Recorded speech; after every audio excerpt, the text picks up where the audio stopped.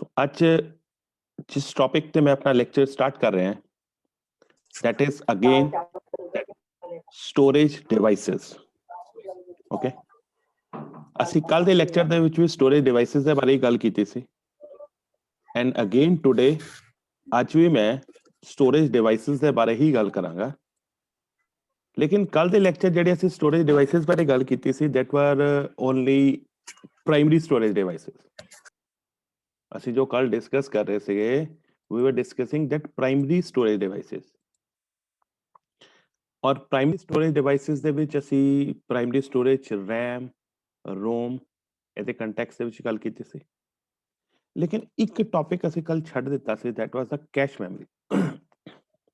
Primary storage devices ਦੇ ਵਿੱਚ ਇੱਕ RAM ਵੀ ਹੁੰਦੀ ਹੈ, ਇੱਕ ROM ਹੁੰਦੀ ਹੈ and third one is your cash memory.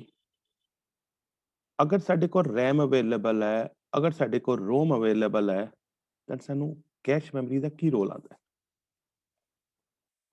Cash memory ਦੇ ਬਾਰੇ ਮੈਂ ਕੁਝ ਬਰੀਫ ਚ ਤੁਹਾਨੂੰ ਜਿਹੜੀ ਚੀਜ਼ ਦੱਸਦਾ ਹੈ। Cash memory is a very fast memory. First point about cache memory is that cache memory is a very fast memory. Okay. Computer ਦੇ ਪ੍ਰੋਸੈਸਰ ਦੀ ਸਪੀਡ ਬਹੁਤ ਫਾਸਟ ਹੈ। ਅਸੀਂ ਫਸਟ ਚੈਪਟਰ ਚ ਡਿਸਪਲੇ ਡਰਾਈਵਰਸ ਜਾਂ ਡਿਸਪਲੇ ਡਿਵਾਈਸਸ ਦੀ ਵੀ ਗੱਲ ਕਰ ਚੁੱਕੇ ਹਾਂ। ਜਿੱਦਾਂ ਜਿੱਦਾਂ ਜਨਰੇਸ਼ਨਸ ਚੇਂਜ ਹੁੰਦੀਆਂ ਕੰਪਿਊਟਰ ਦਾ processor is a very fast device and primary storage भी फास्ट डिवाइस है। सेकेंडरी स्टोरेज फास्ट है but it is not as fast as comparable with your processor. मैं एक बड़ी लाइव सी एग्जांपल लेना है। लेट सपोज दो पर्सन्स या एक टीम काम कर रही है। Not talking about to persons, I am talking about A team. एक टीम ਦੇ ਵਿੱਚ ਇੱਕ ਸਾਈਡ ਤੇ ਇੱਕ ਸਟੇਸ਼ਨ ਹੈ, ਇੱਕ ਸਾਈਡ ਤੇ ਦੂਸਰਾ ਸਟੇਸ਼ਨ ਹੈ। ਉਸ ਟੀਮ ਦੇ ਵਿੱਚ 5 ਮੈਂਬਰਸ ਹੈ। ਉਹਨਾਂ ਨੇ ਕੀ ਕਰਨਾ ਹੈ, ਲੈਫਟ ਹੈਂਡ ਸਾਈਡ ਦੇ ਜਿਹੜੇ ਸਟੇਸ਼ਨ ਤੇ ਤੁਹਾਡੇ ਕੋਲ ਬ੍ਰਿਕਸ ਜਾਂ ਇੱਟਾਂ ਪਈਆਂ ਹੋਈਆਂ ਉਹਨਾਂ ਨੂੰ ਰਾਈਟ ਹੈਂਡ ਸਾਈਡ ਵਾਲੇ ਸਟੇਸ਼ਨ ਤੇ ਪਲੇਸ ਕਰਨਾ। ਓਕੇ, ਮੰਨ ਲਓ ਉਹ 5 ਦੇ ਵਿੱਚੋਂ ਕਿੱਦਾਂ ਹੋਏਗਾ, ਪਹਿਲਾ ਪਰਸਨ ਦੂਸਰੇ ਪਰਸਨ ਨੂੰ ਦੇਗਾ, ਦੂਸਰਾ ਤੀਸਰੇ ਨੂੰ ਦੇਗਾ, तीसरा चौथे ਨੂੰ देगा, चौथा पंजवें ਨੂੰ देगा।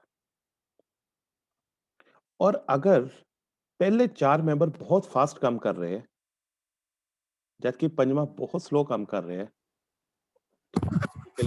स्पीड रिड्यूस होएगी, ऑटोमेटिकली स्पीड घटेगी। ठीक है, और ਉਹਦੇ ਕਰਕੇ अगर स्पीड घटेगी ਤਾਂ उस पूरे वर्क ਦੀ परफॉर्मेंस डिटोरिएट होएगी। ठीक है, उस टीम ਦੇ ਵਿੱਚੋਂ ਇੱਕ ਵੀ ਮੈਂਬਰ ਅਗਰ ਸਲੋ ਹੋਏਗਾ ਤਾਂ ਉਹ ਜਿਹੜੇ 4 ਫਾਸਟ ਮੈਂਬਰਸ ਹੈ ਉਹਨਾਂ ਦਾ ਕੋਈ ਫਾਇਦਾ ਨਹੀਂ। ओवरऑल जो वर्क 2 घंटे ਚ ਹੋਣਾ ਸੀ, ਅਗਰ ਉਸ ਟੀਮ ਚੋਂ ਇੱਕ ਮੈਂਬਰ ਵੀ ਸਲੋ ਹੈ ਤਾਂ ਉਹ ਕੰਮ ਨੂੰ 4 ਘੰਟੇ ਵੀ ਲੱਗ ਸਕਦੇ, 5 ਘੰਟੇ ਵੀ ਲੱਗ ਸਕਦੇ। Now same is with cache memory. Processor is a very fast device. Primary memory fast है but not as fast as comparable with your processor speed. Secondary storage devices are slow and fast नहीं है। So इस limitation को remove करने लिए we have got the concept of cache memory. Cache memory is a temporary memory. It is a very fast memory and the speed of cache memory is comparable with that of speed of processor. Cache memory the speed processor the speed ਦੇ ਨਾਲ comparable ਹੈ। ਜਿੰਨੀ cache memory ਦੀ speed ਹੁੰਦੀ ਹੈ ਲਗਭਗ ਉਨੀ speed ਹੀ processor ਦੀ ਹੁੰਦੀ ਹੈ। ਇਹਨਾਂ ਦੋਨਾਂ ਦੀ speed ਆਪਸ ਦੇ ਵਿੱਚ comparable ਹੈ। ਸੋ ਅਗਰ secondary storage device slow ਹੈ, secondary storage devices ਆਪਣੇ ਡਾਟਾ ਨੂੰ cache memory ਨੂੰ ਭੇਜਦੇ ਜਾਂਦਾ ਹੈ ਔਰ cache memory ਉਸੇ fast speed ਦੇ ਨਾਲ ਉਸ ਡਾਟਾ ਨੂੰ processor ਦੇ ਵਿੱਚ ਭੇਜਦੀ ਹੈ। So I can say cache memory acts as an intermediate between your primary memory, your secondary memory and the processor. क्योंकि प्रोसेसर फास्ट है, कैश मेमोरी फास्ट है, दोनों डाटा बड़ा फास्ट एक्सचेंज होएगा। अगर दोनों डाटा फास्ट एक्सचेंज होएगा that means ਉਹਦੀ स्पीड इंक्रीज करेगी, कंप्यूटर फास्ट मूव करेगा। सो इसे करके ਅਸੀਂ ਕਹਿੰਦੇ ਹਾਂ ਜਿਸ ਕੰਪਿਊਟਰ 'ਚ ਕੈਸ਼ ਮੈਮਰੀ ਹੁੰਦੀ ਹੈ ਉਹ ਕੰਪਿਊਟਰ ਫਾਸਟ ਰਨ ਹੁੰਦਾ ਹੈ ਕਿਉਂਕਿ ਕੈਸ਼ ਮੈਮਰੀ ਪ੍ਰੋਸੈਸ ਸਪੀਡ ਨੂੰ ਤੁਹਾਡੀ ਵਰਕਿੰਗ ਸਪੀਡ ਨੂੰ ਫਾਸਟ ਕਰ ਦਿੰਦੀ ਹੈ। ਔਰ ਕੱਲ ਅਸੀਂ ਰੈਮ ਰੋਮ ਦੇ ਕੰਟੈਕਸਟ ਵੀ ਗੱਲ ਕੀਤੀ ਸੀ। ਨਾਓ ਡਿਫਰੈਂਸਸ ਕੀ ਹੈ, what is the point of difference between RAM and ROM? First point is जो abbreviation है RAM stands for random access memory, ROM stands for read only memory. RAM is a temporary memory, ROM is a permanent memory. RAM ਦੇ ਵਿੱਚ data is washed as soon as power is turned off, जबकि ROM ਦੇ ਵਿੱਚ ਕੀ ਹੋਏਗਾ, data permanently store रहता है चाहे power है चाहे power नहीं है। रैम फास्ट है लेकिन वॉलेटाइल का मतलब है ਜਦੋਂ पावर गई डाटा उड़ गया, जबकि रोम स्लो है एंड नॉन वॉलेटाइल है। नॉन वॉलेटाइल का मतलब परमानेंट है। फोर्थ पॉइंट है रैम ਨੂੰ ਤਾਂ बड़े आराम ਨਾਲ चेंज कर सकते, थोड़ी थोड़ी देर बाद रैम का डाटा तो चेंज होता जाता है, whereas रोम ਨੂੰ ਅਸੀਂ easily modify नहीं कर सकते। we can't modify a ROM, इन्ने easy नहीं ਹੁੰਦਾ। कर सकते हैं with the help of PROM, EEPROM, EScape-PROM ਅਸੀਂ modify कर सकते हैं, but that is not an easy process। ठीक है, so these all are RAM होगी, ROM होगी, कैश मेमोरी होगी, ये सारे दे सारे कॉन्सेप्ट ਜਿਹੜੇ है प्राइमरी मेमोरी ਦੇ। लेकिन primary memory is not sufficient. ਸਾਨੂੰ ਤੁਸੀਂ अगर मान लो कोई अपना ਤੁਹਾਡੀ ਫੋਟੋਗ੍ਰਾਫਸ ਹੈ, ਤੁਸੀਂ ਕਿਤੇ ਘੁੰਮਣ ਜਾਂਦੇ ਹੋ, ਤੁਹਾਡੀ ਫੋਟੋਗ੍ਰਾਫਸ ਹੈ, ਤੁਸੀਂ ਕੰਪਿਊਟਰ ਸਟੋਰ ਕੀਤੀਆਂ ਹੈ, ਤੁਸੀਂ ਮੈਮਰੀ ਚਿਪ ਤਾਂ ਨਹੀਂ ਬਾਹਰ ਕੱਢ ਕੇ ਲੈ ਜਾਓਗੇ ਉੱਚੋਂ, नो। ਤੁਹਾਨੂੰ ਕੁਝ ਨਾ ਕੁਝ ਐਡੀਸ਼ਨਲ ਡਿਵਾਈਸਸ ਚਾਹੀਦੇ ਹੈ ਜਿਹਦੇ ਵਿੱਚ ਤੁਸੀਂ ਫੋਟੋਗ੍ਰਾਫ ਨੂੰ ਕਾਪੀ ਕਰ ਸਕੋ, ਸਟੋਰ ਕਰ ਸਕੋ, ਆਪਣੇ ਕੋਲ ਰੱਖ ਸਕੋ। ਬਟ ਪ੍ਰਾਇਮਰੀ ਮੈਮਰੀ ਦਾ ਰੋਲ ਕੀ ਹੈ? ਪ੍ਰਾਇਮਰੀ ਮੈਮਰੀ ਦੇ ਵਿੱਚ ਜਿਹੜੇ ਰੈਮ ਰੋਮ ਜਾਂ ਕੈਸ਼ ਮੈਮਰੀ ਹੈ they are being required for the functioning of the computer. They are not being used for storing the data for user point of view. The storage capacity of primary memory is limited. Primary memory the storage capacity ਇੰਨੀ ਕੀ ਹੁੰਦੀ ਹੈ that ਉਹ current instructions ਜਿੰਨੀਆਂ ਵੀ ਹੈ computer ਦੇ ਵਿੱਚ instructions, programs, softwares ਨੂੰ process ਕਰ ਸਕੇ, ਉਨੀ ਕੀ ਪ੍ਰਾਇਮਰੀ ਮੈਮਰੀ ਦੀ ਕੈਪੈਸਿਟੀ ਹੁੰਦੀ ਹੈ। that the storage capacity of primary memory is limited, लेकिन we have to store millions or billions bytes of data, primary memory उस चीज ਨੂੰ स्टोर नहीं कर सकती, primary memory can't store। that is why we require additional memory that is called auxiliary memory or secondary storage। that is why additional memory is required, that is being called as auxiliary memory or secondary storage। ठीक है, the main advantage of secondary storage is that cost involved per bit of storage is very less। the main advantage of secondary storage is that the cost involved per bit of storage is very less, लेकिन limitation है, the speed of secondary storage devices is less than that of primary memory। और इससे करके cache memory का role आता है, लेकिन secondary storage devices ਬੜੇ ਸਸਤੇ ਪੈਂਦੇ as compare to primary memory ਬਹੁਤ ਕਾਸਟਲੀ ਪੈਂਦੀ cost involved per unit of storage is very less and secondary storage devices ਦਾ ਇਹ advantage ਹੁੰਦਾ ਵੀ ਅਸੀਂ ਇਹਨਾਂ ਨੂੰ ਆਪਣੇ ਕੋਲ ਰੱਖ ਵੀ ਸਕਦੇ ਹਾਂ data can be stored in secondary storage devices ਔਰ ਜਦੋਂ ਚਾਹੀਦਾ ਤੁਸੀਂ ਉਸ ਡਿਵਾਈਸ ਨੂੰ ਲਗਾਓ ਕੰਪਿਊਟਰ ਦੇ ਨਾਲ ਔਰ ਦੁਬਾਰਾ ਉਸ ਡਾਟਾ ਨੂੰ ਰਿਕਵਰ ਕਰ ਲਓ ਔਰ ਮੇਨਲੀ ਸੈਕੰਡਰੀ ਸਟੋਰੇਜ ਡਿਵਾਈਸਸ ਜਿਹੜੇ ਯੂਜ਼ ਹੁੰਦੇ ਆ that is your floppy disk hard disk CD-ROM drive DVD magnetic tape pen drive ਤੁਸੀਂ ਅੱਜ ਦੀ ਡੇਟ ਬਹੁਤ ਕਾਮਨ ਯੂਜ਼ ਕਰਦੇ ਹੋ ਇਸ ਤੋਂ ਇਲਾਵਾ ਤੁਸੀਂ ਅੱਜ ਕੱਲ੍ਹ ਕਾਫੀ ਤੁਸੀਂ ਕਾਰਡਸ ਨੂੰ ਮੈਮਰੀ ਕਾਰਡਸ ਨੂੰ ਵੀ ਯੂਜ਼ ਕਰਦੇ ਹੋ ਉਹ ਵੀ ਸੈਕੰਡਰੀ ਸਟੋਰੇਜ ਡਿਵਾਈਸਿਸ ਹੀ ਆਉਂਦੇ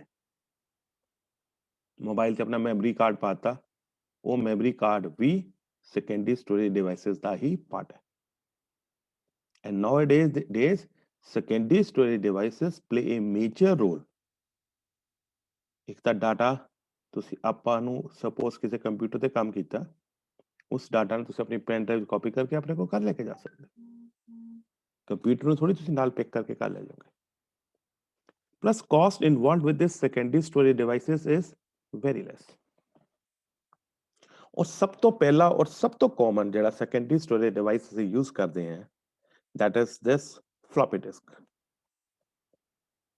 ਪਹਿਲੀ ਗੱਲ ਅੱਜ ਕੱਲ floppy disk यूज ਨਹੀਂ ਹੁੰਦੀ it's obsolete device ਅਸੀਂ ਅੱਜ ਕੱਲ ਤੁਸੀਂ ਪੈਨ ਡਰਾਈਵ ਲੈਣੇ ਹੋ ਨਾਰਮਲੀ ਪੈਨ ਡਰਾਈਵ ਖਰੀਦਦੇ ਹੋ ਮੈਂ ਬੜੀ ਪ੍ਰੈਕਟੀਕਲ ਜੀ ਤੁਹਾਡੇ ਨਾਲ ਗੱਲ ਕਰਦਾ ਫਿਰ ਮੈਂ ਤੁਹਾਨੂੰ ਥੋੜਾ floppy disk ਨੂੰ ਵੀ ਐਕਸਪਲੇਨ ਕਰਾਂਗਾ ਪੈਨ ਡਰਾਈਵ ਲੈਣੇ ਹੋ 4 GB ਦੀ ਲੈਣੇ ਹੋ 8 GB ਦੀ ਲੈਣੇ ਹੋ 16 GB 10 raised to power 9 gigabyte GB ਦਾ ਮਤਲਬ ਹੁੰਦਾ ਹੈ gigabyte 10 raised to power 9 4 GB 8 GB 16 GB 1 TB 2 TB pen drive ਇਦਾਂ ਦੀ ਵੀ ਆ ਗਈਆਂ ਜ਼ਰੂਰੀ ਨਹੀਂ ਹੈ ਵੀ 16 GB ਤੱਕ ਆ ਗਿਆ 32 GB ਵੀ ਆ ਗਈ 64 GB ਵੀ ਆ ਗਈ ਜਿੰਨੀ ਕਿ ਤੁਹਾਨੂੰ ਰਿਕੁਆਇਰਡ ਹੈ ਜਿੰਨੀ ਕਿ ਤੁਹਾਨੂੰ ਰਿਕੁਆਇਰਡ ਹੈ ਤੁਸੀਂ ਉਸ ਹਿਸਾਬ ਦੇ ਨਾਲ ਪੈਨ ਡਰਾਈਵਸ ਲੈਣੇ ਹੋ ਔਰ ਹਾਰਡ ਡਿਸਕ ਅੱਜ ਕੱਲ 500 GB 1 TB T tera 10 raised to power 12 GB 10 raised to power 9 10 the power 9 ਜਿੱਥੇ ਤੱਕ ਮੈਂ ਟੀਵੀ ਦੀ ਗੱਲ ਕਰ ਰਿਹਾ ਕਿਹਦੀ ਪਾਵਰ ਹੋਗੀ 2 raised to power 12 ਅਸੀਂ hard disk 1 TB 2 TB 4 TB 8 TB use ਕਰਦੇ ਹਾਂ ਮਤਲਬ ਇੰਨੀ ਸਟੋਰੇਜ ਕੈਪੈਸਿਟੀ ਹੁੰਦੀ ਹੈ ਉਹਨਾਂ ਹਾਰਡ ਡਿਸਕ ਦੀ ਜਿਹੜੇ ਅਸੀਂ ਯੂਜ਼ ਕਰਦੇ ਲੇਕਿਨ ਪੈਨ ਡਰਾਈਵ ਦੇ ਵਿੱਚ ਸਾਨੂੰ GB ਦੇ ਵਿੱਚ ਚੱਲ ਜਾਂਦੀ ਹੈ ਇੱਕ TB ਦੀ ਪੈਨ ਡਰਾਈਵ ਲੈ ਕੇ ਅਸੀਂ ਕੀ ਕਰਨਾ ਸਾਨੂੰ ਅਗਰ GB ਸਟੋਰੇਜ ਵੀ ਮਿਲਦੀ ਪਈ ਹੈ ਅਸੀਂ ਪੂਰਾ ਕੰਪਿਊਟਰ ਤਾਂ ਸਟੋਰ ਨਹੀਂ ਕਰਨਾ ਆਪਣਾ ਕੁਝ ਨੈਸੈਸਰੀ ਕੰਮ ਹੈ ਅਸੀਂ ਉਸ ਨੂੰ ਹੀ ਸਟੋਰ ਕਰਨਾ ਦਿਸ ਇਜ਼ ਵਾਟ ਸਟੋਰੇਜ ਡਿਵਾਈਸਿਸ ਤੁਸੀਂ ਅੱਜ ਦੀ ਡੇਟ ਦੇ ਵਿੱਚ ਯੂਜ਼ ਕਰਦੇ ਲੇਕਿਨ ਕਾਫੀ ਸਾਲ ਪਹਿਲਾਂ ਜਿਹੜਾ ਸਟੋਰੇਜ ਡਿਵਾਈਸਿਸ ਮਾਰਕੀਟ 'ਚ ਆਇਆ ਸੀ that was a floppy disk 90s ਦੇ ਵਿੱਚ 1990 1995 ਦੇ ਵਿੱਚ floppy disk ਯੂਜ਼ ਹੁੰਦੀ ਸੀ ਔਰ floppy disk ਦੀ ਸਟੋਰੇਜ ਕੈਪੈਸਿਟੀ ਹੁੰਦੀ ਸੀ 1.4 megabyte 1.4 ਜਾਂ 1.22 ਦੋ ਹੀ ਸਾਡੇ ਕੋਲ floppy disk ਆਉਂਦੀਆਂ ਸੀਗੀਆਂ ਇਹਨੂੰ ਨੋਟ ਕਰ ਲਓ first one is 5.25 inch the floppy disc ਹੁੰਦੀ ਸੀ ਔਰ ਇਸ ਦੀ ਸਟੋਰੇਜ ਕੈਪੈਸਿਟੀ ਹੁੰਦੀ ਸੀ 1.2 ਮੈਗਾਬਾਈਟ ਓਕੇ ਤੇ ਦੂਸਰੀ ਫਲੋਪੀ ਡਿਸਕ ਹੁੰਦੀ ਸੀ 3.5 ਇੰਚ ਫਲੋਪੀ ਡਿਸਕ ਛੋਟੀ ਸੀ ਲੇਕਿਨ ਇਹਦੀ ਸਟੋਰੇਜ ਕੈਪੈਸਿਟੀ ਜ਼ਿਆਦਾ ਸੀ ਇਹਦੀ ਸਟੋਰੇਜ ਕੈਪੈਸਿਟੀ ਸੀ 1.44 ਮੈਗਾਬਾਈਟ ਮੈਂ ਕਿਲੋਬਾਈਟ ਦੀ ਗੱਲ ਨਹੀਂ ਕਰ ਰਿਹਾ I am talking about megabyte. अगर मैं आज ਦੀ ਡੇਟ ਦੀ ਗੱਲ ਕਰਾਂ ਤੁਸੀਂ ਆਪਣੀ ਫੋਟੋਗ੍ਰਾਫਸ ਬਹੁਤ ਖਿੱਚਦੇ ਹੋ ਮੋਬਾਈਲ ਤੇ ਸੈਲਫੀਆਂ ਵੀ ਖਿੱਚਦੇ ਹੋ ਅਗਰ ਤੁਸੀਂ ਕਦੀ ਇੱਕ ਆਪਣੀ ਫੋਟੋਗ੍ਰਾਫ ਦਾ ਸਾਈਜ਼ ਦੇਖੋਗੇ, ਇੱਕ ਫੋਟੋ ਦਾ ਸਾਈਜ਼ ਦੇਖੋਗੇ, ਸਿੰਪਲ ਇੱਕ ਫੋਟੋ ਦੀ ਗੱਲ ਕਰ, ਉਹ ਘੱਟ ਤੋਂ ਘੱਟ ਨਹੀਂ 8 ਮੈਗਾਬਾਈਟ ਤੋਂ 10 ਮੈਗਾਬਾਈਟ ਵੀ ਹੁੰਦਾ, 15 ਵੀ ਹੁੰਦਾ, 20 ਵੀ ਹੁੰਦਾ, 4 ਵੀ ਹੁੰਦਾ, ਡਿਪੈਂਡਿੰਗ ਅਪੋਨ ਤੁਸੀਂ ਜੀਪੀਜੀ ਫਾਰਮੈਟ ਲਿਆ ਹੈ, ਜਿਪ ਫਾਰਮੈਟ ਲਿਆ ਹੈ, ਪੀਐਮਪੀ ਫਾਰਮੈਟ ਲਿਆ ਹੈ ਜਾਂ ਪੀਐਨਜੀ ਫਾਰਮੈਟ ਲਿਆ। ਇੱਕ ਫੋਟੋਗ੍ਰਾਫ ਹੀ 2-2 4-4 ਜੀਬੀ ਦੀ, ਨਾਟ ਜੀਬੀ, ਐਮਬੀ ਦੀ, 2-2 4-4 ਐਮਬੀ ਦੀ ਹੁੰਦੀ ਹੈ। ਤੇ ਫਲੋਪੀ ਦਾ ਟੋਟਲੀ ਡਾਟਾ 1.44 ਜਾਂ 1.2 ਸਟੋਰ ਕਰਦੀ ਸੀ, ਲੇਕਿਨ ਉਸ ਟਾਈਮ ਤੇ ਬਹੁਤ ਸਕਸੈਸਫੁਲ ਸੀ, ਕਿਉਂਕਿ ਉਦੋਂ ਬਹੁਤ ਫੋਟੋਗ੍ਰਾਫਸ ਹੁੰਦੀਆਂ ਨਹੀਂ ਸੀ, ਸੌਂਗਸ ਹੁੰਦੇ ਨਹੀਂ ਸੀ, ਜ਼ਿਆਦਾ ਜ਼ਿਆਦਾ ਸੀ ਦੇ ਪ੍ਰੋਗਰਾਮ ਸਟੋਰ ਕਰ ਲਓਗੇ ਜਾਂ ਐਮਐਸ ਵਰਡ ਜਾਂ ਵਰਡਸਟਾਰ ਦੀ ਫਾਈਲ ਸਟੋਰ ਕਰ ਲਾਂਗੇ। At that time, point of time, data ਤਾਂ ਵਿਦ ਟਾਈਮ ਇਵੋਲਵ ਹੋਇਆ, ਜਦੋਂ ਤੋਂ WhatsApp ਆ ਗਿਆ, ਫੇਸਬੁੱਕ ਆ ਗਿਆ, ਇੰਸਟਾਗ੍ਰਾਮ ਆ ਗਿਆ, ਡਾਟਾ ਤਾਂ ਉਦੋਂ ਆਣਾ ਸ਼ੁਰੂ ਹੋਇਆ, ਪਹਿਲਾਂ ਤਾਂ ਬਹੁਤ ਜ਼ਿਆਦਾ ਡਾਟਾ ਸੀਗਾ ਨਹੀਂ। So at that point of time, floppy disk was a very successful secondary storage device. Floppy disk है की? Floppy disk is a round, flat piece of flexible plastic coated with magnetic oxide. ਜਿਹੜੀ floppy disk ਦਾ ਅੰਦਰ ਵਾਲਾ part ਹੈ ਜਿੱਥੇ storage ਹੁੰਦੀ ਹੈ, actual storage ਹੁੰਦੀ ਹੈ, ਉਹ ਮੈਗਨੈਟਿਕ ਆਕਸਾਈਡ ਮਟੀਰੀਅਲ ਦਾ ਬਣਿਆ ਹੁੰਦਾ ਹੈ, and the data and instructions are stored in form of magnetic impulses. Magnetic pulses ਦੇ ਫਾਰਮ ਦੇ ਵਿੱਚ ਡਾਟਾ ਸਟੋਰ ਕੀਤਾ ਜਾਂਦਾ ਹੈ। ਔਰ ਫਲੋਪੀ ਡਿਸਕ ਨੂੰ ਆ ਜਿਹੜੀ ਬਾਹਰਲੀ ਕੋਟਿੰਗ ਹੈ, ਲੁੱਕ ਐਟ ਦਾ ਡਾਇਗਰਾਮ, ਮੈਂ ਡਾਇਗਰਾਮ ਦਿਖਾਣਾ ਤੁਹਾਨੂੰ, ਇਹ ਜਿਹੜੀ ਬਾਹਰ ਕੋਟਿੰਗ ਹੈ ਨਾ, ਤੁਸੀਂ ਆ ਦੇਖੋ, ਜਿਹੜਾ ਆ ਮੈਂ ਥੋੜਾ ਇੰਡੀਕੇਸ਼ਨ ਆ ਰਿਹਾ ਨਾ, this is actual material, magnetic oxide material, ਔਰ ਜਿਹੜਾ ਬਲੈਕ ਹੈ ਇਹ ਪਲਾਸਟਿਕ ਕੋਟਿੰਗ ਹੈ, this one is plastic coating. ਜਿਹੜੀ ਇਹਨੂੰ, ਉਹ ਮੈਗਨੈਟਿਕ ਮਟੀਰੀਅਲ ਇੰਨਾ ਪਤਲਾ ਹੁੰਦਾ ਸੀਗਾ that ਅਗਰ ਤੁਸੀਂ ਉਸ ਨੂੰ ਸਿੰਪਲ ਹੱਥ ਚੋਂ ਕਰੋਗੇ ਤਾਂ ਬਿਲਕੁਲ ਟੁੱਟ ਵੀ ਸਕਦਾ ਸੀਗਾ, ਖਰਾਬ ਵੀ ਹੋ ਸਕਦਾ ਸੀ, ਇਸ ਕਰਕੇ ਉਹਦੇ ਆਸ-ਪਾਸ ਪਲਾਸਟਿਕ ਕੋਟਿੰਗ ਲਗਾਈ ਜਾਂਦੀ ਸੀ, ਉਹ ਪਲਾਸਟਿਕ ਕੋਟਿੰਗ ਉਸ ਮਟੀਰੀਅਲ ਨੂੰ ਪ੍ਰੋਟੈਕਟ ਕਰਦੀ ਸੀ। ਔਰ ਫਲੋਪੀ ਡਿਸਕ ਸਾਡੇ ਕੋਲ ਦੋ ਸਾਈਜ਼ਸ ਚ ਆਉਂਦੇ ਸੀਗੇ, one was 5.25 inches and another was 3.5 inch। 5.25 inch ਵਾਲੀ ਫਲੋਪੀ ਡਿਸਕ ਦੀ ਸਟੋਰੇਜ ਕੈਪੈਸਿਟੀ ਘੱਟ ਹੁੰਦੀ ਸੀ, 1.2 MB, ਜਦਕਿ ਜਿਹੜੀ ਦੂਸਰੀ ਫਲੋਪੀ ਡਿਸਕ ਹੁੰਦੀ ਸੀ, ਛੋਟੀ ਫਲੋਪੀ ਡਿਸਕ, ਉਹਦੀ ਸਟੋਰੇਜ ਕੈਪੈਸਿਟੀ ਜ਼ਿਆਦਾ ਹੁੰਦੀ ਸੀ, that was 1.44 ਮੈਗਾਬਾਈਟ। ਹੋਰ ਫਲੋਪੀ ਡਿਸਕ ਦੇ ਕੰਟੈਕਸਟ ਕੀ ਹੈ, ਫਲੋਪੀ ਡਿਸਕ ਕਿੱਥੇ ਲਗਾਈ ਜਾਂਦੀ ਸੀ? ਜੇ ਤੁਸੀਂ ਕੁਝ ਕੰਪਿਊਟਰਸ ਦੇਖੇ ਹੋਣ ਅੱਜ ਤੋਂ 5 ਸਾਲ ਪੁਰਾਣੇ, ਉਹਨਾਂ 'ਚ ਵੀ ਫਲੋਪੀ ਡਿਸਕ ਡਰਾਈਵ ਹੈਗੀ। ਏਦਾਂ ਨਹੀਂ ਵੀ ਸਿਰਫ ਫਲੋਪੀ ਡਰਾਈਵ ਹੁਣ ਖਤਮ ਹੀ ਹੋ ਗਈ ਹੈ, ਕੁਝ ਪੁਰਾਣੇ ਕੰਪਿਊਟਰਸ ਤੁਸੀਂ ਘਰਾਂ 'ਚ ਦੇਖੋਗੇ ਜਾਂ ਆਫਿਸਿਸ ਦੇਖੋਗੇ, ਉਹਨਾਂ 'ਚ ਫਲੋਪੀ ਡਰਾਈਵ ਹੈਗੀ ਹੈ, ਲੇਕਿਨ ਅਸੀਂ ਅੱਜ ਯੂਜ਼ ਇਸ ਲਈ ਨਹੀਂ ਕਰਦੇ ਕਿਉਂਕਿ ਸਟੋਰੇਜ ਕੈਪੈਸਿਟੀ ਬਹੁਤ ਘੱਟ ਹੈ ਇਹਦੀ, they can't store enough amount of data। Floppy disk ਨੂੰ ਅਸੀਂ ਕਿਸ ਜਗ੍ਹਾ ਤੇ ਲਗਾਉਂਦੇ ਸੀ, ਜਿੱਦਾਂ USB ਨੂੰ ਲਗਾਉਣ ਲਈ USB ਪੋਰਟ ਹੁੰਦਾ ਹੈ, ਫਲੋਪੀ ਡਿਸਕ ਨੂੰ ਲਗਾਉਣ ਲਈ, ਫਿਟ ਕਰਨ ਲਈ ਫਲੋਪੀ ਡਿਸਕ ਡਰਾਈਵ, ਜਿਸ ਤਰ੍ਹਾਂ CD ROM ਨੂੰ ਜਾਂ DV ਨੂੰ ਪਾਉਣ ਲਈ DVD ROM ਡਰਾਈਵ ਉਹਦੇ 'ਚ ਅਸੀਂ ਇੰਸਰਟ ਕਰਦੇ ਹਾਂ, ਫਲੋਪੀ ਡਿਸਕ ਨੂੰ ਇੰਸਰਟ ਕਰਨ ਲਈ ਸਾਨੂੰ ਫਲੋਪੀ ਡਿਸਕ ਡਰਾਈਵ ਦੀ ਜ਼ਰੂਰਤ ਹੁੰਦੀ ਸੀ। A floppy disk is mounted in a device called floppy disk drive that is used to read write data to floppy disk। ਔਰ ਇਸ ਦਾ ਪਰਪਸ ਇਹ ਸੀ that floppy disk ਦੇ ਵਿੱਚ ਡਾਟਾ ਸਟੋਰ ਕਰਨਾ, ਜਿਸ ਵੇ ਨਾਲ ਤੁਸੀਂ USB ਡਰਾਈਵ ਤੇ ਆਪਣੀ ਪੈਨ ਡਰਾਈਵ ਦੇ ਵਿੱਚ ਡਾਟਾ ਸਟੋਰ ਕਰਦੇ ਹੋ, on the same pattern floppy disk ਦੇ ਵਿੱਚ ਵੀ ਡਾਟਾ ਸਟੋਰ ਹੁੰਦਾ ਸੀ, ਲੇਕਿਨ ਸਟੋਰੇਜ ਕੈਪੈਸਿਟੀ ਉਹਦੀ ਥੋੜੀ ਘੱਟ ਸੀ, USB ਡਰਾਈਵ ਦੀ ਸਟੋਰੇਜ ਕੈਪੈਸਿਟੀ ਬਹੁਤ ਜ਼ਿਆਦਾ ਸੀ। ਲੇਕਿਨ ਫਲੋਪੀ ਡਿਸਕ ਇੱਕ ਲਿਮਿਟੇਸ਼ਨ ਬਹੁਤ ਸੀ, ਇਹਦੀ ਰੋਟੇਸ਼ਨ ਸਪੀਡ ਸਿਰਫ 300 ਰੈਵੋਲੂਸ਼ਨਸ ਪਰ ਮਿੰਟ ਸੀ, ਓਨਲੀ 300 ਰੈਵੋਲੂਸ਼ਨਸ ਪਰ ਮਿੰਟ, ਤੇ ਡਾਟਾ ਟ੍ਰਾਂਸਫਰ ਰੇਟ ਸੀਗਾ 10 ਤੋਂ 30 ਕਿਲੋਬਾਈਟ ਪਰ ਸੈਕਿੰਡ।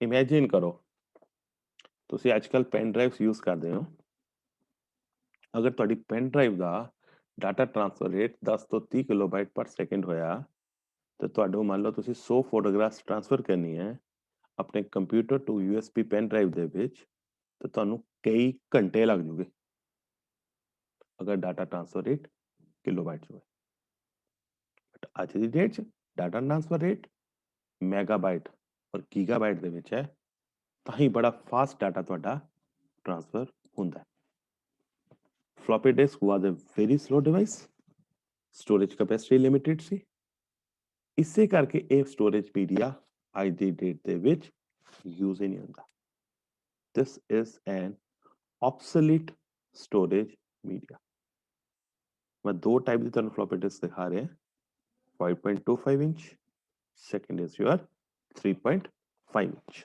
दो साइड ਦੀ floppy disk available ਹੈ somewhere ਅੱਜ ਦੀ ਡੇਟ ਦੇ ਵਿੱਚ ਵੀ floppy disk ਯੂਜ਼ ਹੁੰਦੀ ਹੈ ਲੇਕਿਨ ਕਿਸ ਜਗ੍ਹਾ ਤੇ ਯੂਜ਼ ਹੁੰਦੀ ਹੈ ਜਿਨ੍ਹਾਂ ਤੇ ਸਿਰਫ ਟੈਕਸਟ ਦਾ ਕੰਮ ਹੁੰਦਾ ਹੈ ਗ੍ਰਾਫਿਕਸ ਦਾ ਕੰਮ ਡਾਇਗਰਾਮਸ ਦਾ ਕੰਮ ਫੋਟੋਗ੍ਰਾਫਸ ਦਾ ਕੰਮ ਉਹਦੇ ਲਈ floppy disk ਯੂਜ਼ ਨਹੀਂ ਹੁੰਦੀ ਸਿੰਪਲ ਵਰਡ ਫਾਈਲਸ ਹੈ ਉਹਨਾਂ ਨੂੰ ਯੂਜ਼ ਕਰਨ ਲਈ ਉਹਨਾਂ ਨੂੰ ਸਟੋਰ ਕਰਨ ਲਈ ਅਸੀਂ floppy disk ਦਾ ਫਿਰ ਯੂਜ਼ ਕਰ ਸਕਦੇ ਹਾਂ ਲੇਕਿਨ core limitation ਹੈ floppy disk is a very slow media and other point is that it is not a reliable storage media reliable नहीं है ये floppy खराब होगी तो ਤੁਹਾਡਾ ਡਾਟਾ ਖਤਮ ਹੋ ਗਿਆ ਲੇਕਿਨ ਕਾਫੀ ਸਸਤਾ ਮੀਡੀਆ ਸੀ 25-30 ਰੁਪਏ ਦੀ ਫਲੋਪੀ ਮਿਲ ਜਾਂਦੀ ਸੀ ਉੱਥੇ ਡਾਟਾ ਸਟੋਰ ਕਰ ਲਓ ਪਰ ਜੇ ਤੁਸੀਂ ਕਿਸੇ ਪੁਆਇੰਟ ਤੇ ਹੱਥ ਲਾਤਾ ਉਹਦੇ ਮੈਗਨੈਟਿਕ ਮਟੀਰੀਅਲ ਨੂੰ ਹੱਥ ਲੱਗ ਗਿਆ ਤਾਂ ਉਹ ਫਲੋਪੀ ਡਿਸਕ ਕਿਸੇ ਕੰਮ ਦੀ ਨਹੀਂ ਰਹਿੰਦੀ ਸੀ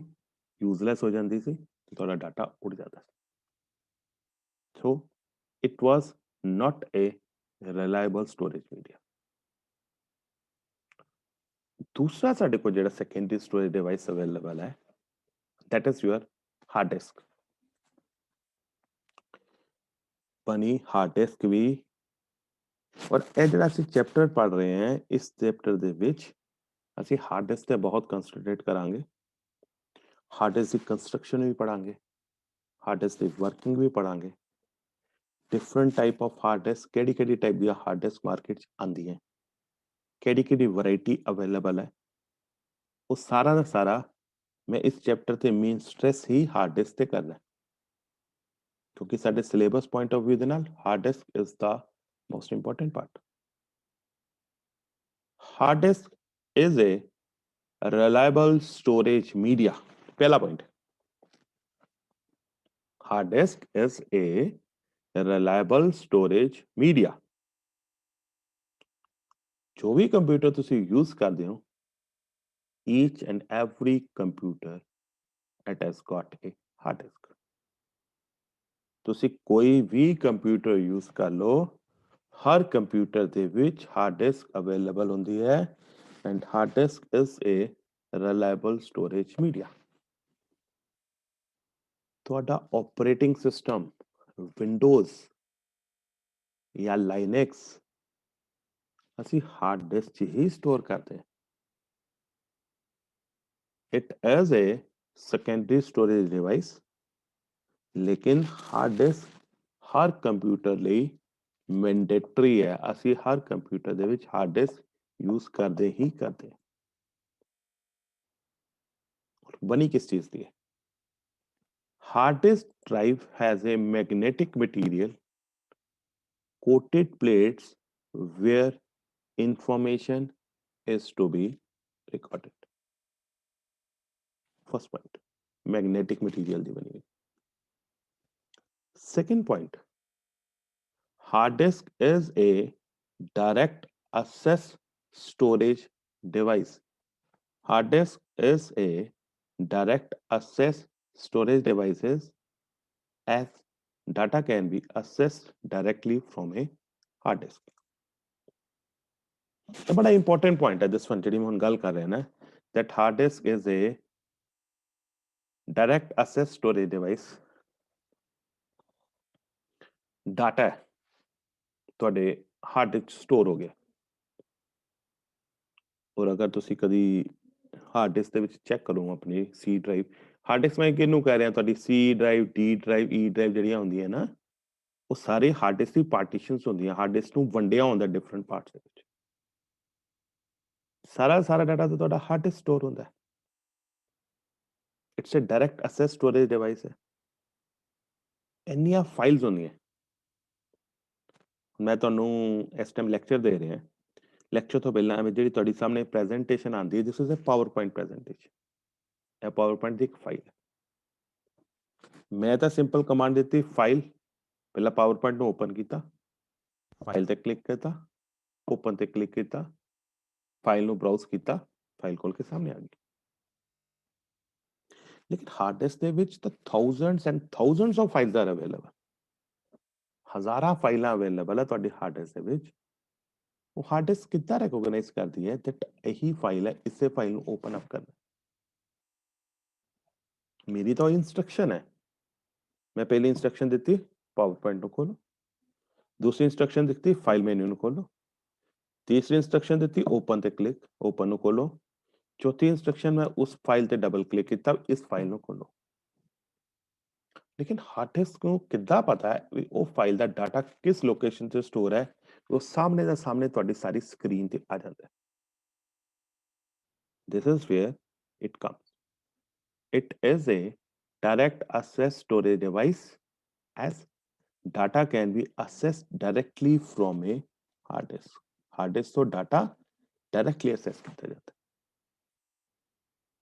ਜੇ ਕਿਤੇ sequential access ਹੋ ਜਾਂਦੀ ਨਾ, sequential access ਦਾ ਮਤਲਬ ਹੈ ਵੀ ਮੰਨ ਲਓ ਇੱਕ ਕਮਾਂਡ ਦਿੱਤੀ, ਦੋ ਕਮਾਂਡ ਦਿੱਤੀ, ਉਹ ਪੂਰੇ ਸੀਕੁਐਂਸ ਪ੍ਰੋਸੈਸ ਕਰਦਾ ਰਹੇਗਾ, ਉਹਨੇ ਬਹੁਤ ਟਾਈਮ ਲੈਣਾ ਸੀ। ਹੁਣ ਅਸੀਂ ਪੈਰਲਲ ਐਟ ਏ ਟਾਈਮ ਅਸੀਂ 10 ਫਾਈਲਾਂ ਖੋਲ ਸਕਦੇ ਹਾਂ। It's all because hard disk is a direct access storage device where data can be accessed directly. When a program running on the computer requests a file, the hard disk retrieves its bytes and send them back to the CPU one at a time. ਇਹੀ ਗੱਲ ਜਿਹੜੀ ਮੈਂ ਤੁਹਾਨੂੰ explain ਕਰ ਰਿਹਾ ਸੀ, ਜਦੋਂ ਮੈਨੂੰ power point ਜਾਂ ਕੋਈ ਵੀ ਵਰਡ ਦੀ ਫਾਈਲ ਖੋਲਣੀ ਹੈ, ਹਾਰਡ ਡਿਸਕ ਉਸ ਡਾਟੇ ਨੂੰ ਰਿਟਰੀਵ ਕਰਕੇ ਤੁਹਾਡੇ ਪ੍ਰੋਸੈਸਰ ਨੂੰ ਦਿੰਦਾ ਹੈ, ਉਸ ਤੋਂ ਤੁਹਾਡੀ ਸਕਰੀਨ ਤੇ ਆ ਜਾਂਦਾ। ਇਹ ਜਿਹੜੀ ਫੋਟੋ ਬਣੀ ਹੋਈ ਹੈ, this is a hard disk ਜਿਹੜੀ ਆਮ ਤੌਰ ਤੇ ਡੈਸਕਟਾਪ ਕੰਪਿਊਟਰ ਦੇ ਵਿੱਚ ਲੱਗੀ ਹੁੰਦੀ ਹੈ।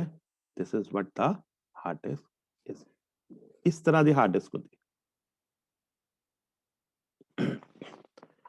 Hard disk is also called fixed disk. Fixed, ਇਹ ਤੁਹਾਡੀ ਪੈਨ ਡਰਾਈਵ ਵਾਂਗਲ ਮੂਵੇਬਲ ਨਹੀਂ ਹੈ, ਇਸਨੂੰ ਕੰਪਿਊਟਰ 'ਚ ਫਿੱਟ ਕਰ ਦਿੱਤਾ ਜਾਂਦਾ। It is called a fixed disk. A hard disk consists of several circular disks. Circular disks ਹੁੰਦੀਆਂ ਕਾਫੀ, called platters, sealed inside a container. High ਮੈਂ ਸਿਰਫ ਬਰੀਫ ਇੰਟਰੋਡਕਸ਼ਨ ਦੇ ਰਿਹਾ, ਲੇਕਿਨ ਜਦੋਂ ਮੈਂ ਹਾਰਡ ਡਿਸਕ ਨੂੰ ਕਵਰ ਕਰਾਂਗਾ, ਪੂਰੀ ਡਿਟੇਲ 'ਚ ਕਵਰ ਕਰਾਂਗਾ ਨਾ, ਮੈਂ ਤੁਹਾਨੂੰ ਉਹਦੀ ਪੂਰੀ ਕੰਸਟਰਕਸ਼ਨ ਦਿਖਾਊਂਗਾ। ਪਲੈਟਰਸ ਕਿੱਦਾਂ ਹੈ, ਪਲੈਟਰਸ ਕਿਸ ਤਰ੍ਹਾਂ ਘੁੰਮਦੇ ਹੈ, ਸਪਿੰਡਲ ਕਿਸ ਤਰ੍ਹਾਂ ਘੁੰਮਦੀ ਹੈ, ਔਰ ਡਾਟਾ ਸਟੋਰੇਜ ਕਿਸ ਤਰੀਕੇ ਨਾਲ ਤੁਹਾਡੇ ਹਾਰਡ ਡਿਸਕ ਹੁੰਦਾ ਹੈ। ਹਜੇ ਮੈਂ ਬਰੀਫ ਤੁਹਾਨੂੰ ਦੱਸ ਰਿਹਾ। Hard disk consist of several circular ਗੋਲ ਡਿਸਕ ਹੈ, ਕਾਫੀ ਹੈ, ਇੱਕ ਗੋਲ ਡਿਸਕ, ਦੋ ਗੋਲ ਡਿਸਕ, ਤਿੰਨ ਗੋਲ ਡਿਸਕ, ਚਾਰ ਗੋਲ disc. these are being called as platters. ਉਹਨਾਂ ਨੂੰ ਅਸੀਂ ਪਲੈਟਰਸ ਕਹਿੰਦੇ ਆ। ਮੈਂ ਤੁਹਾਨੂੰ ਅਗਰ ਇੱਕ ਮਿੰਟ ਦਿਖਾਣਾ ਪਲੈਟਰਸ ਕੀ ਹੈ, ਜਸਟ ਅ ਮਿੰਟ, ਥੋੜਾ ਜਿਹਾ ਮੈਂ ਇੱਕ ਡਾਇਗਰਾਮ ਤੁਹਾਨੂੰ ਦਿਖਾ ਦਿੰਦਾ।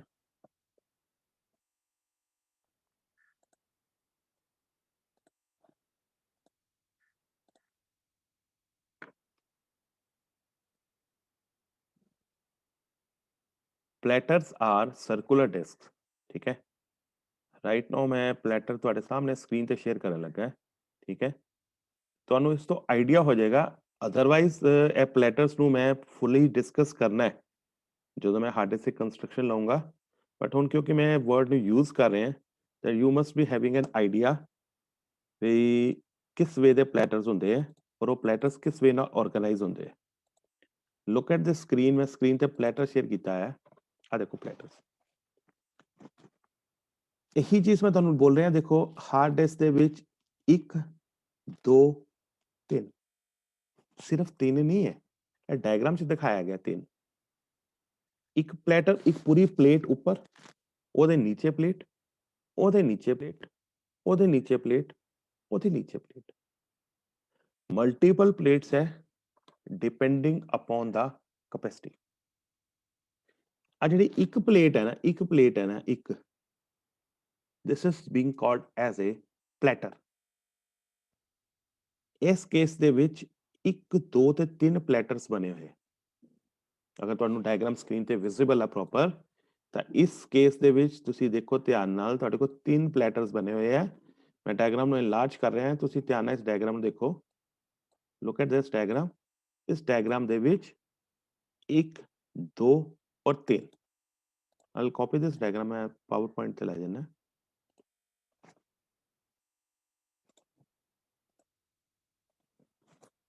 अगर ਤੁਹਾਨੂੰ डायग्राम क्लियर हो रही है if this diagram is clear from you ਇਸ ਕੇਸ ਦੇ ਵਿੱਚ 1 2 और 3 प्लेटर्स बने हुए ठीक है और सेंटर ਦੇ ਵਿੱਚ ਇੱਕ ਗੋਲ ਜਿਹਾ ਪਾਈਪ ਜਾ ਰਿਹਾ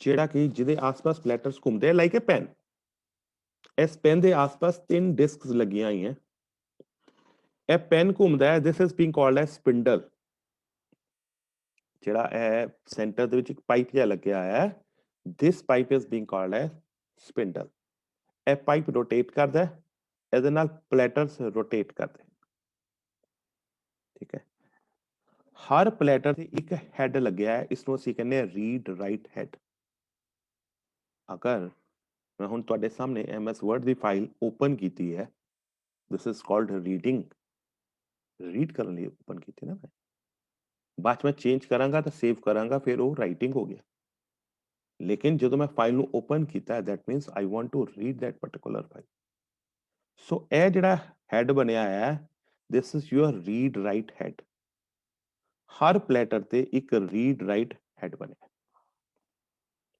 ਓਕੇ देयर आफ्टर ਜਿਹੜੇ ਆ ਇੱਕ ਪਲੈਟਰ 2 ਪਲੈਟਰ 3 ਪਲੈਟਰ 4 ਪਲੈਟਰ ਜਿੰਨੇ ਵੀ ਪਲੈਟਰਸ ਹੋਗੇ ਹਰ ਪਲੈਟਰ ਦੇ ਵਿੱਚ ਅੱਗੇ ਸਰਕੂਲਰ ਟਰੈਕਸ ਹੈ ਜਿੱਦਾਂ ਪਲੇਗਰਾਉਂਡ 'ਚ ਟਰੈਕ ਬਣੇ ਹੁੰਦੇ ਨਾ ਟਰੈਕ ਰੇਸਿੰਗ ਟਰੈਕ ਬਣਿਆ ਹੁੰਦਾ ਹੈ ਉਸ ਵੇ ਦੇ ਨਾਲ ਟਰੈਕ ਬਣੇ ਹੁੰਦੇ I'll show you the diagram also ਮੈਂ ਤੁਹਾਨੂੰ ਬਾਅਦ 'ਚ ਇਸ ਡਾਇਗਰਾਮ ਹੀ ਦਿਖਾਊਂਗਾ ਲੇਕਿਨ ਹਾਈ ਮੈਂ ਜਸਟ ਇੱਕ ਇੰਟਰੋਡਕਸ਼ਨ ਹੀ ਦੱਸ ਰਿਹਾ ਹਰ ਪਲੈਟਰ ਦੇ ਵਿੱਚ ਸਰਕੂਲਰ ਟਰੈਕਸ ਹੁੰਦੇ ਆ ਮਲਟੀਪਲ ਟਰੈਕਸ ਹੁੰਦੇ ਆ ਔਰ ਉਹਨਾਂ ਟਰੈਕਸ ਨੂੰ ਅੱਗੇ ਸੈਕਟਰ 'ਚ ਡਿਵਾਈਡ ਕਰਦੇ